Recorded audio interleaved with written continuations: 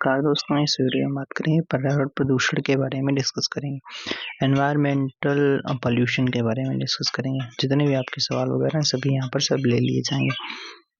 Channel पे भैया दोस्तों अगर पहली बार आए तो सब्सक्राइब वगैरह कर लेना, आपको नोटिफिकेशन मिलता रहेगा। कोई भी एग्जाम हो यहाँ से आपका टॉपिक जरूर मिलेगा। अभी जो आपका हाल ही में एग्जाम होने वाला है SWD वाला, यहाँ से भी आपको क्वेश्चन देखने को मिलेगा। बिल्कुल। पहला सवाल पूछा गया कि इस देश में प्राकृतिक और रासायनिक प्रदूषक जल मिलता है, तो सबसे ज़्यादा आपका कहाँ पर मिलेगा? बांग्लादेश में मिलेगा। बांग्लादेश में आपका प्रदूषित भूमिजल, आपका रासायनिक प्रदूषित भूमिजल बहुत से देशों में मिलता है, जिनमें शामिल कौन कौन से हैं? जैसे Bangladesh, Chile, Argentina, Bharat, Mexico, संयुक्त राज्य अमेरिका में भी मिलता है। वहीं अगर बात करते हैं भारत में पश्चिमी बंगाल और झारखंड, बिहार, उत्तर प्रदेश, असम, मणिपुर तथा छत्तीसगढ़ राज्य में आर्सेनिक सबसे ज़्यादा मिलता है। डाइक्लोरो डाइफिनाइल ट्राइक्लोरोमेथेन DDT, जिसे क्या है, ये है क्या? तो एक अजैव अपघटनीय प्रदूषण हो जाता है। डाइक्लोरो डाइफिनाइल ट्राइक्लोरो एथेन जो होता है, ट्राइक्लोरो एथेन एक अजैव अपघटनीय नॉन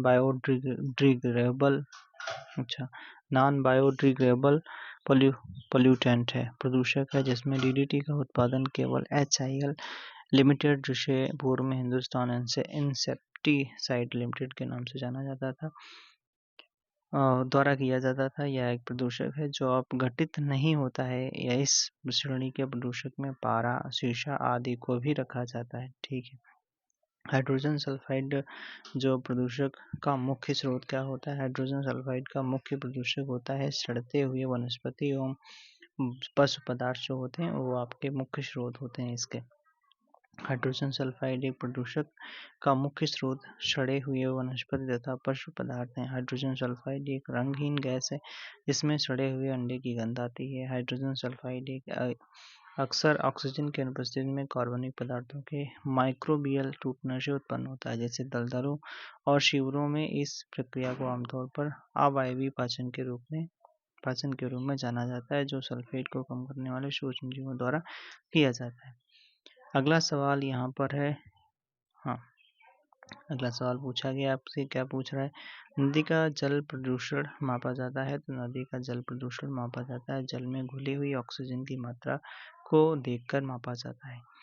वहीं अगर BOD का क्या होता है? बायोलॉजिकल ऑक्सीजन डिमांड, इसका फुल फॉर्म होता है। जल की मात्रा को BOD के माध्यम से मापा जाता है। BOD एक जैविक ऑक्सीजन मांग, ऑक्सीजन की वह मात्रा जो जल में कार्बनिक पदार्थों के जैव रासायनिक अपघटन के लिए आवश्यक होती है, उसे BOD कहा जाता है।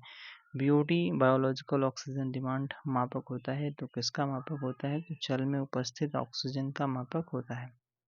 अगला सवाल देखें, रिंगलमैन स्केल का प्रयोग किया जाता है। रिंगलमैन स्केल का प्रयोग किया जाता है किसमें? तो ये किया जाता है धुआं में किया जाता है धुआं मापने में किया जाता है। रिंगलमैन स्केल का इस्तेमाल धुआं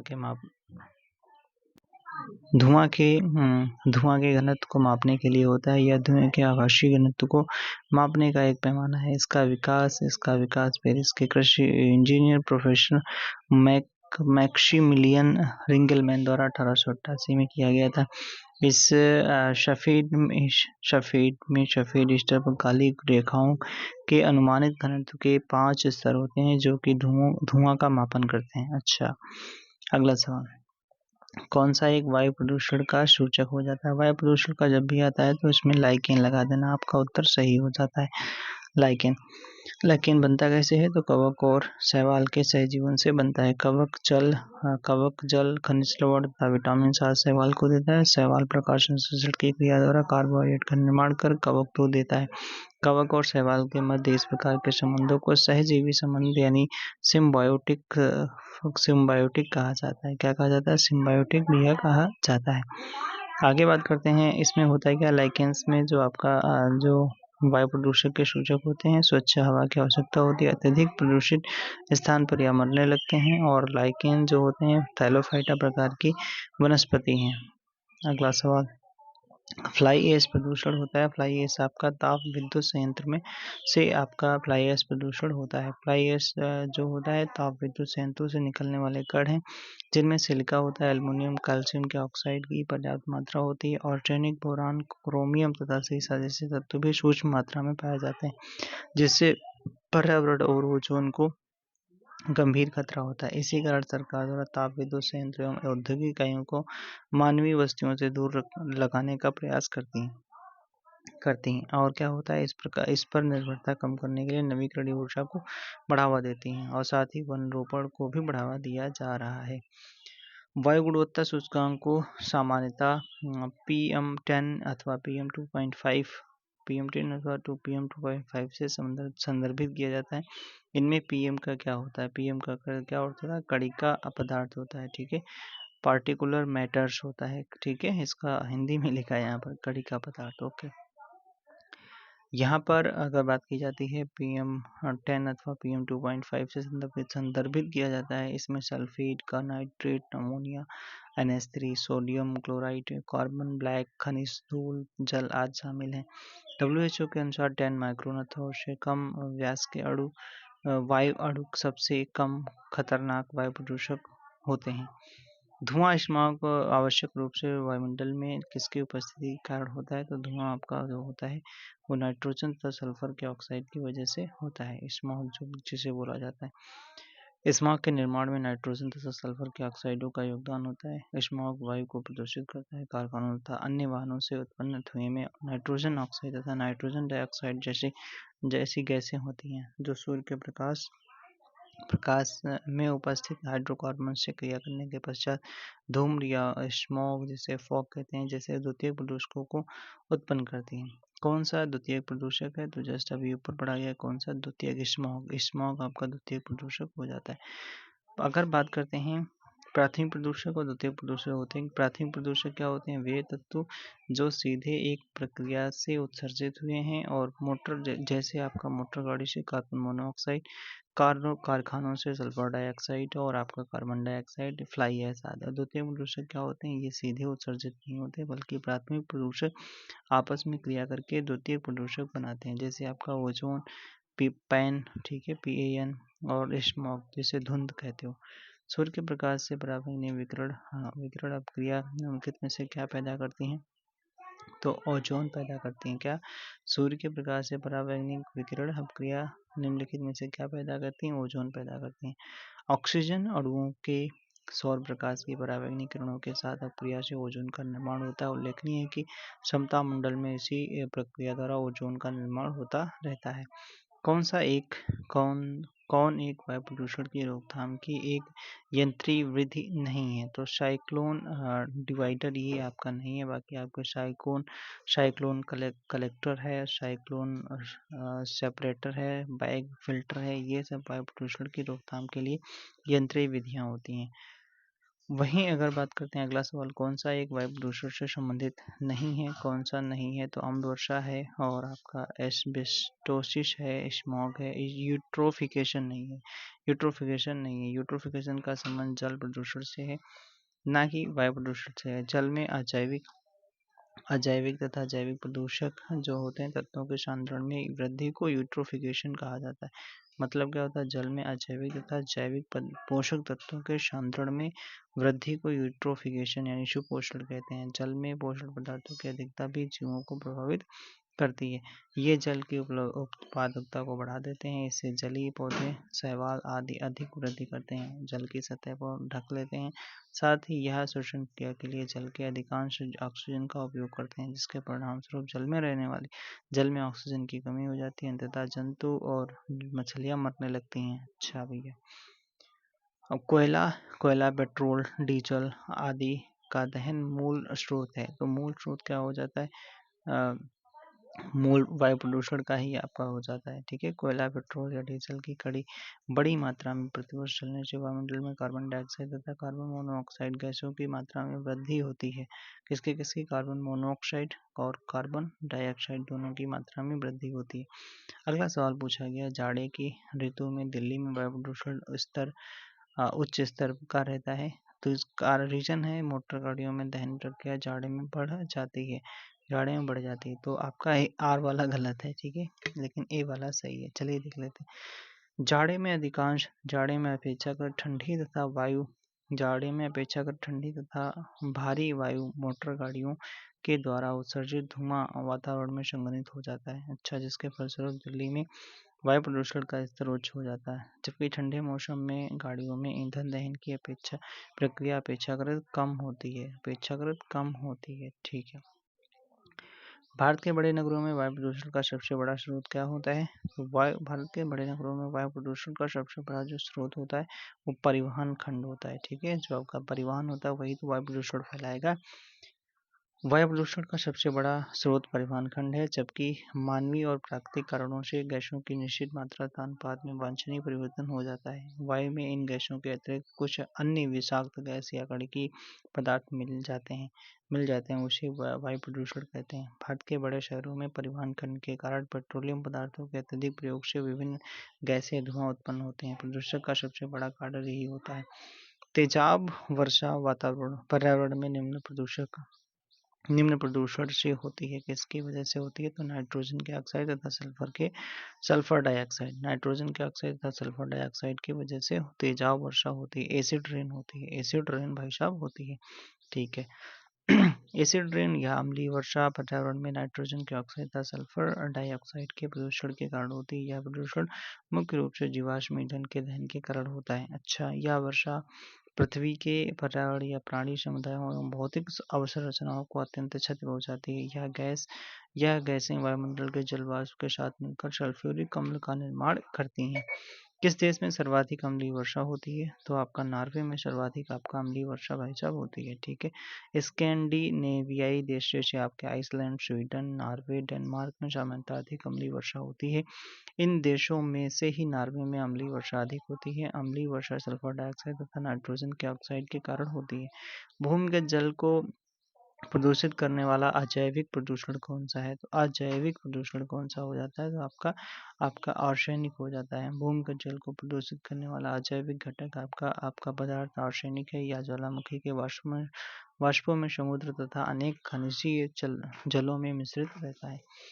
यदि जल प्रदूषण इसी गति से होता रहा तो अंततः क्या हो जाएगा? तो जलीय जीवन के लिए ऑक्सीजन अनुपलब्ध हो जाएंगे। तो भैया क्या हो जाएगी?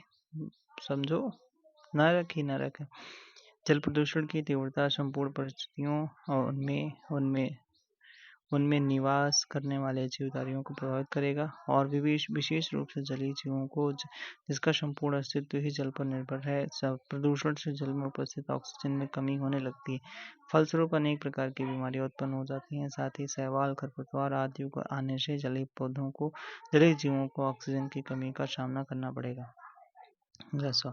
कौन एक निम्नीकरणीय प्रदूषण है? निम्नीकरणीय प्रदूषण हो जाता है तो घरेलू वाहित मल हो जाता है, ठीक है। निम्नीकरणीय प्रदूषण हो जाता है।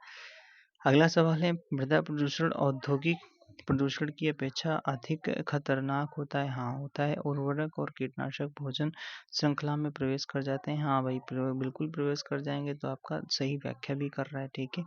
मृदा प्रदूषण औद्योगिक प्रदूषण से भी अधिक खतरनाक है, क्योंकि फसलों की अधिक पैदावार लेने के लिए मिट्टी में डाले जाने वाले रासायनिक उर्वरक तथा कीटनाशक भोजन श्रृंखला में प्रवेश कर मनुष्य के शरीर को सीधे दुष्प्रभावित करते हैं। अच्छा, अगला सवाल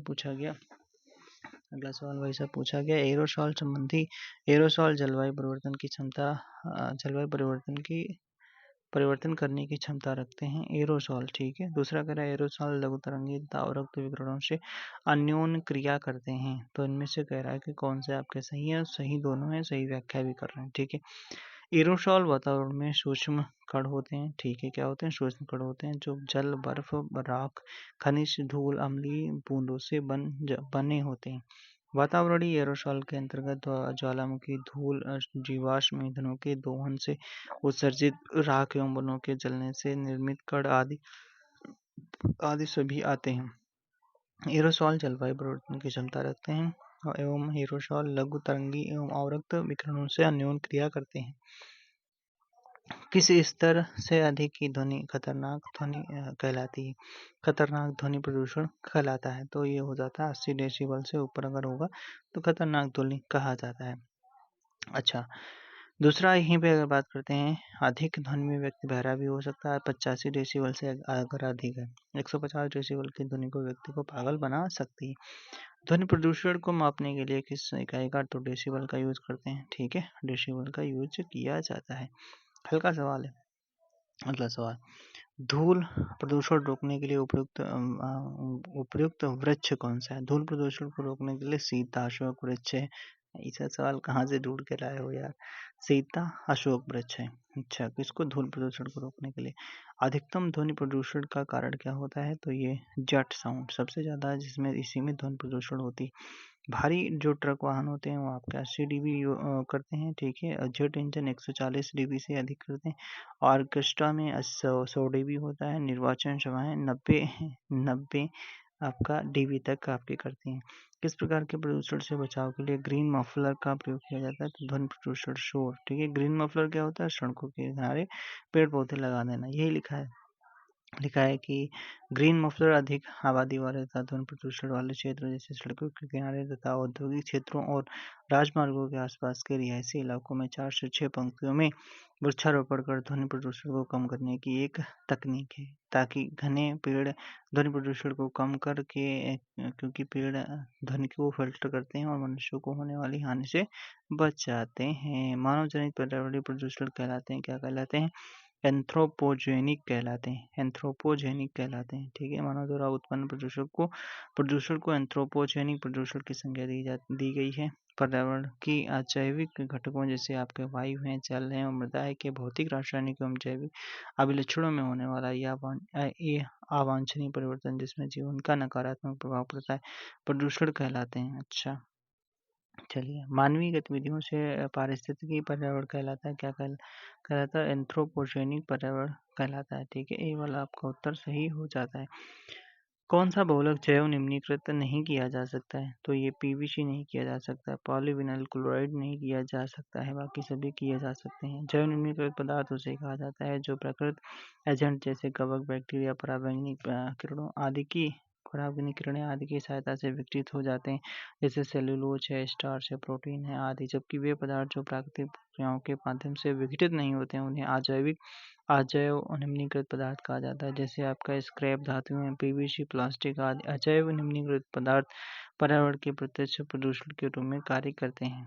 कौन सा जैव अपघटनीय प्रदूषण है? जैव अपघटनीय प्रदूषण होता है सीवेज हो जाता है, सीवेज माना जाता है। ठीक है, सीवेज हो जाता है। जैव ये लिखा गया है, ऐसे प्रदूषक जो सूक्ष्म जीवों जैसे जीवाणु आदि के द्वारा समय के साथ प्रकृति में सरल या हानि रहित तत्वों में विभक्त हो जाते हैं, जैसे विघटित प्रदूषक कहलाते हैं। जैसे विघटित प्रदूषकों के कुछ उदाहरण कैसे हैं? जैसे आपका घरेलू अपशिष्ट, कचरा, मलमूत्र, वाहित मल आदि। जबकि एस्बेस्टस, प्लास्टिक, पॉलीथीन जैव अपघटनीय प्रदूषक के उदाहरण हो जाते हैं। यूरो नॉर्म्स बनाए जाते हैं, यूरो नॉर्म्स बनाए गए हैं। क्या बनाए गए? तो वाहनों से निकलने वाली हानिप्रद गैसों को नियंत्रित करने के लिए बनाए गए हैं। ओ भैया, वाहनों से निकलने वाले धुएं से होने वाले प्रदूषण पर नियंत्रण के लिए यूरोपीय समुदाय के देशों ने जो मानदंड निर्धारित किए हैं उन्हें यूरो मानदंड कहा जाता है। अच्छा, इसका यही दिया था। ठीक है, उर्वरक के अत्यधिक प्रयोग से होता है क्या है? तो अत्यधिक प्रयोग से आपका जल प्रदूषण भी होता है, मृदा प्रदूषण भी होगा, वायु प्रदूषण भी होगा। उपयुक्त सभी। धन्यवाद, सभी हो जाएंगे। अगला सवाल देख लेते हैं। अगला सवाल दिया गया, इधर प्रदूषक इधर प्रभाव। तो कार्बन मोनोऑक्साइड क्या डालेगा? किडनी पर और लीवर को क्षति पहुंचाता है। नाइट्रोजन के ऑक्साइड कैंसर इससे होता है। धूल कण से आपका श्वास संबंधी आपके रोग होते हैं। शीशा से आपका केंद्रीय नर्वस सिस्टम डैमेज हो जाता है। स्वचालित वाहनों से निर्वातक सबसे अविषालु धातु कौन सी हो जाती है? लेड होती है। ठीक है, लेड हो जाती है।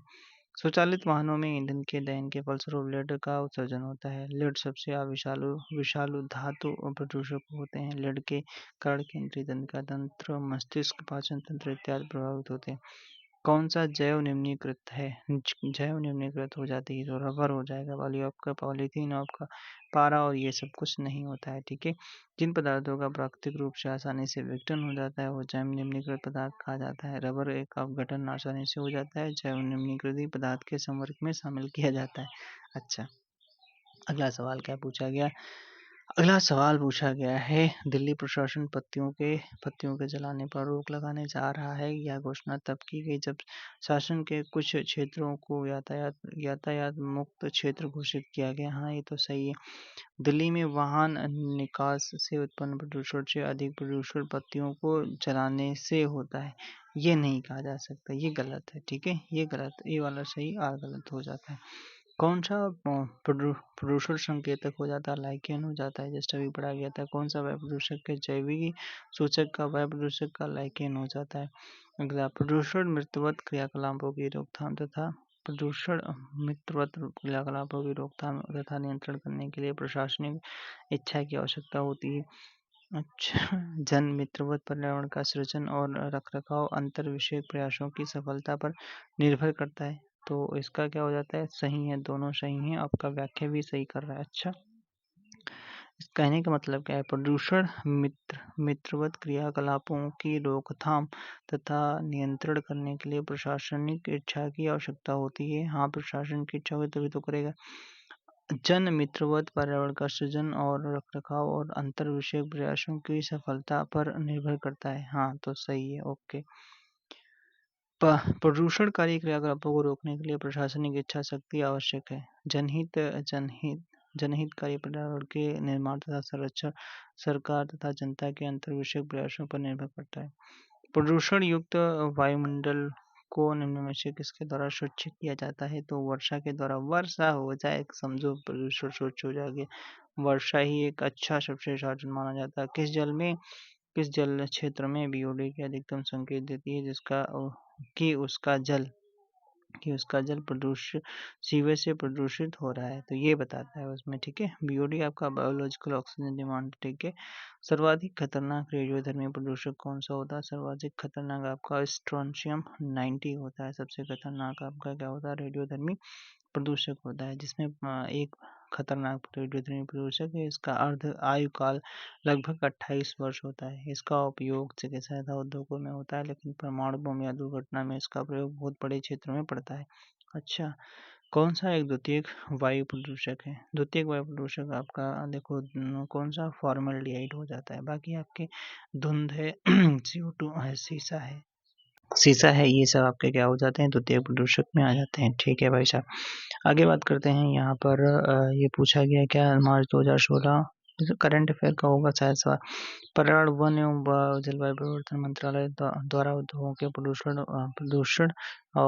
प्रदूषण भार के आधार पर उनको जो नया वर्गीकरण प्रकाशित किया गया है, इनमें से कौन सा वर्ग सम्मिलित नहीं है, तो हरा, सफेद, लाल ये सब कुछ है, नीला नहीं उसमें। ठीक है, नीला नहीं है। अगले सवाल पे बात करते हैं। मोटर गाड़ियों की संख्या अधिक होती है, वहाँ पर कौन सी धातु का वायु प्रदूषण फैलता है, तो कौन सी धातु का, शीशा फैलता है। ठीक है, शीशा धातु का आपका वायु प्रदूषण सबसे ज्यादा फैलता है। कौन प्रदूषण वृद्धि के लिए उत्तरदायी होता है, तो कौन प्रदूषण वृद्धि के लिए औद्योगिकरण भी होता है, शहरी एवं जनसंख्या वृद्धि, वनों का ह्रास, ये सभी चीजें होती हैं। ठीक है, सभी चीजें होती हैं। ग्रीन केमिस्ट्री का अर्थ क्या होता है, ग्रीन केमिस्ट्री का अर्थ क्या है, वह अभिक्रियाएं जो घातक रसायनों के उत्पादन और उपभोग में कमी लाती हैं, उसे आपका ग्रीन केमिस्ट्री कहा जाता है, ग्रीन केमिस्ट्री कहा जाता है। ओके, सल्फर डाइऑक्साइड प्रदूषण के लिए मुख्य संकेतक पौधा कौन सा हो जाता है, सल्फर डाइऑक्साइड, तो ये आपका कौन सा, लाइकेन हो जाता है। कौन सा हो जाता है, लाइकेन हो जाता है। ओके भाई साहब, वायु प्रदूषण एवं रसायनों सूक्ष्म पदार्थ तथा जैविक पदार्थ के वातावरण में उपस्थिति से होता है। सल्फर डाइऑक्साइड विशेष रूप से कोयले तथा तेल के जलने से उत्सर्जित होता है। लाइकेन का निर्माण शैवाल तथा कवक के द्वारा होता है। वायु प्रदूषण का सबसे अधिक प्रभाव लाइकेन पर पड़ता है, क्योंकि ये बहुत ही संवेदनशील है, इसलिए काई को सल्फर डाइऑक्साइड का मुख्य संकेतक माना जाता है। निम्नलिखित कैसा करा है, कौन न्यूनतम पर्यावरणीय प्रदूषण उत्पन्न करता है, तो हाइड्रोजन जो होता है वो न्यूनतम पर्यावरणीय प्रदूषण उत्पन्न करता है। कौन सा ईंधन न्यूनतम पर्यावरण प्रदूषण उत्पन्न करेगा, तो कौन सा हो जाएगा, हाइड्रोजन हो जाता है। ए वाला उत्तर सही है। ऊर्जा के किस रूप में प्रदूषण की समस्या नहीं होती, तो हाइड्रोजन सौर ऊर्जा में। ठीक है, सौर ऊर्जा में आपका प्रदूषण की समस्या नहीं होती। सौर ऊर्जा जो होती है नवीकरणीय ऊर्जा संसाधन होता है।